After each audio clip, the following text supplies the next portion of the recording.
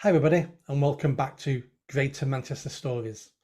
This episode's guest is Dorothy Lord, who's got a story around something I take really seriously, and it's safeguarding. And it's safeguarding young people. That should be everybody's priority, no matter where you work, safeguarding young people. So first of all, let me welcome Dorothy to the show. Hi Dorothy. Hello, Nick. Thank you for inviting me to speak. No problem. I've seen a little bit of your stuff online. So first of all, I just mentioned then your stories around safeguarding. Can you give us a brief description of what was going on, where you worked? You don't have to name the place you worked, but I believe it was a preschool. What is your story? Right, I whistleblew because I was um, witnessing lots of physical abuse, emotional abuse, neglect, and data protection breaches, phone policy breaches, which came into force regarding what had happened with Vanessa George and the preschool in Plymouth. There's a whole list of things there. So it was a preschool. So is this a private preschool? Is this state run? It's state, they get vouchers off the government, for the children. Right. So it's a private run.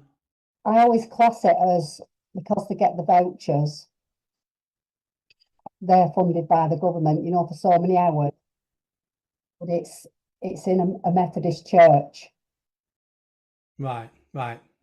Yeah. So it looks like it's a privately run preschool that's funded by government vouchers. Each kid claims a voucher.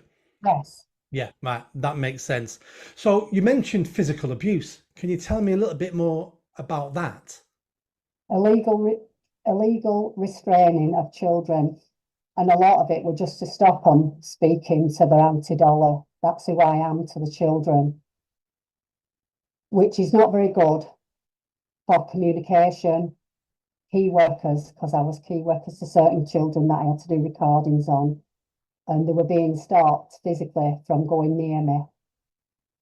Some were left in wet clothes for quite some time.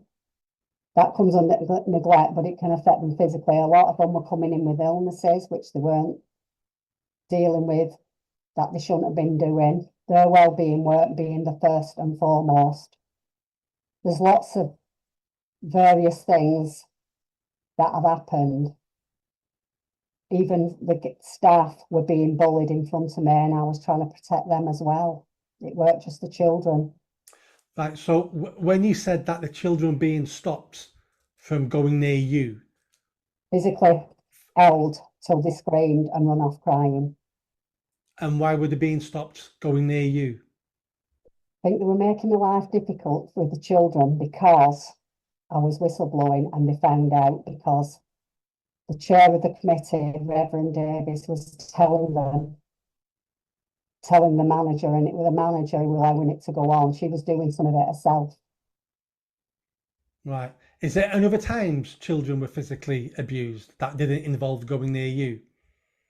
Yes, there was other staff they were doing it to, stopping them from going to the key workers, stopping them, from doing certain activities, dragging them away from what they really wanted to do, and things like that. Right. And who were the staff doing this? I mean, I don't want names. I'm talking about were these professionally trained staff or were these One with the safeguarding, the designated safeguarding officer at last protected disclosure I disclosed on in 2013. right? So we're talking about 10 years ago.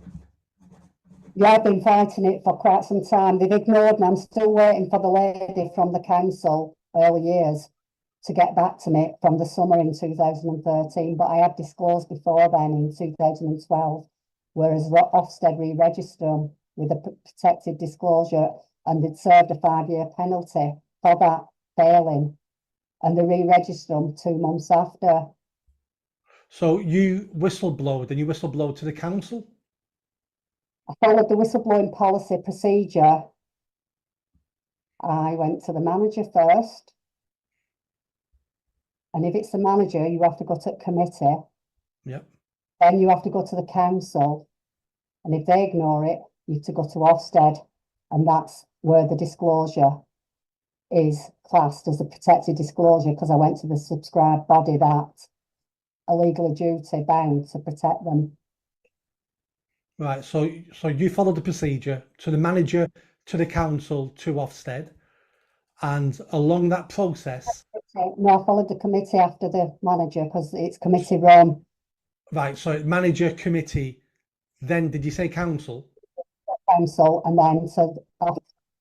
Right. So you did all 4 steps.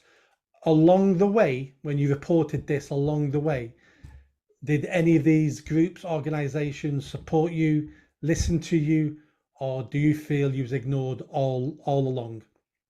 I was ignored. That's why I ended up at Ofsted, because I was still waiting in 2013 for early years to get back to me with my concern.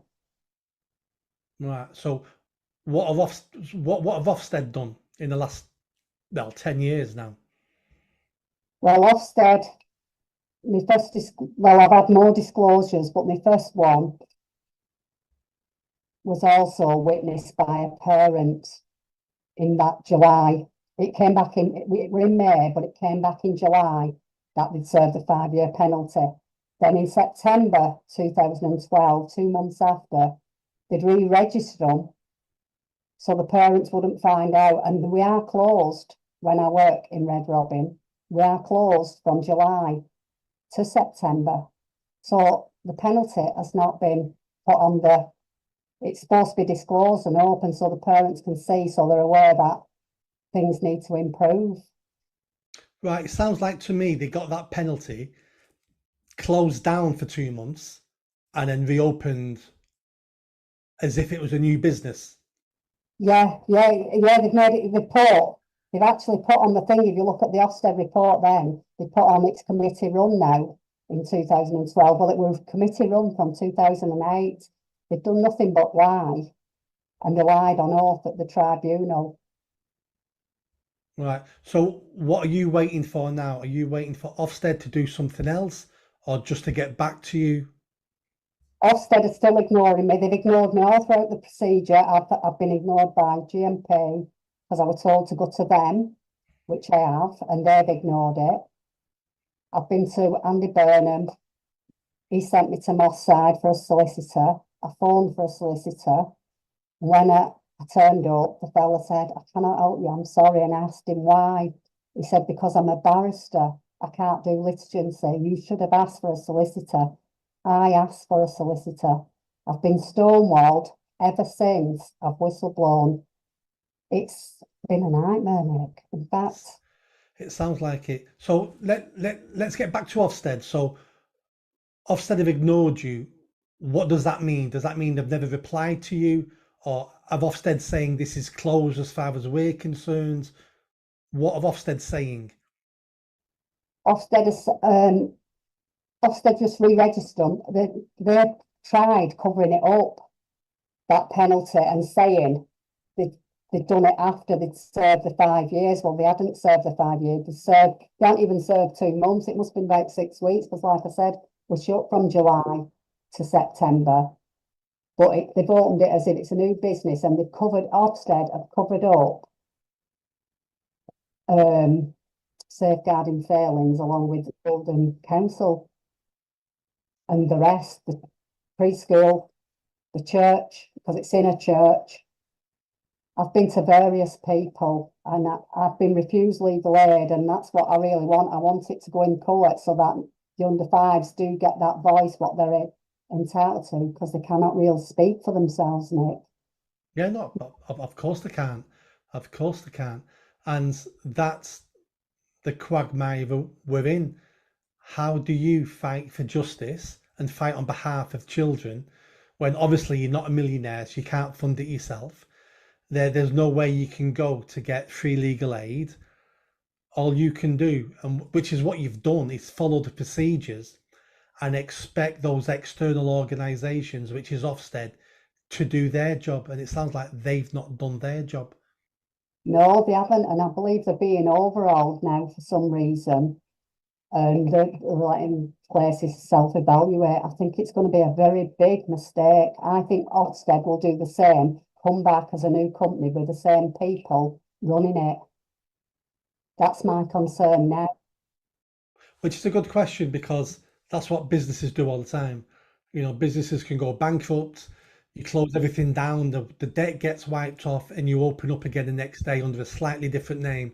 And it sounds like they're doing exactly the same, except there's no debt. They're doing it for their reputation. Back to the children. You know, what is the price? So, what's the latest communication with Ofsted? What have they said to you? They're ignoring me. I've sent them a copy of the disclosure I have, the proof of disclosure, because they're trying to cover up and pretend it never happened. I've shown it people and they said, you never worked there. I worked there 25 years, but it looks like I never worked there, Nick. I'm not, I'm not anti-Dolly anymore. I've had to come to terms with that. But they're still under fives being not neglected by Have you spoken to your local MP?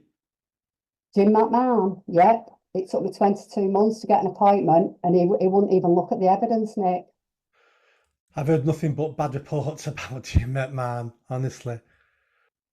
His secretary, they don't like whistleblowers. As soon as that whistleblower word, it's a swear word. I've been disregarded in my own community, Nick, and I don't want to live where I have to live. Yeah. So what's next for you then? What's your next step? What's your plan now for this? And I can't get legal advice, and that's what I need, because I need to get my life back as well, my life. Right, so I think that's the point of this podcast then. For anybody who's watching this, if you're a solicitor, if you've got a family member who's a solicitor, get in contact with me or reach out to Dorothy online, and let's see if we can get her some quality advice, because that's what she needs. She's done the right thing by trying to protect children. The least we can do is try to protect her. Oh, thank you, Nick, because a lot of people have treated me like I haven't done the right thing. I'm very grateful. No, you have done the right thing. And even if it turns out that you're wrong, I'm not saying you are, but let's say it turns out you're wrong, well, that's fine. At least you did what needed to be done in your eyes, because there's too many people who see things going wrong and go, oh, I'm not getting involved in case I'm wrong. No. That's how children get abused, by people thinking like that. It's always best to err on the side of caution and report things. And if you turn out to be wrong, you turn out to be wrong. But at least a child wasn't being abused and you ignored it. Yeah, every child matters, every one of them. Exactly. Absolutely. Every child matters. And that's what we need to remember all the time. Right, let's see if we can get you some help. Let's see if we can get you some legal advice. I appreciate any help off any, because I want it so that it never happens to any other children from Ofsted, and I want to go to court, whether it means I take Ofsted, but I want the right for them children to be heard. I've been refused an appeal and I'm entitled to one. For them children, I believe they are. Well, let's see what we can do to help you. If I become mayor next year, then drop me an email saying, do you remember me in that podcast? Do you remember? And I'll see what I can do if I become mayor next year. But thank you very much, Dorothy, for coming on and telling us your Greater Manchester story. Oh, thank you for listening. Thank you very much. And thank John Lawrence for letting me use his stuff, because I can't do it. Thank you. No problem. Speak to you soon. Did you like that video? I think you did. Hit the bell, give it a big thumbs up, comment, and don't forget, I'm standing for election in Oldham, East and Saddleworth. So please share this video, speak to your family and friends if you live in Greater Manchester, and if you live in Oldham, East and Saddleworth, make sure you vote for me. Catch you soon.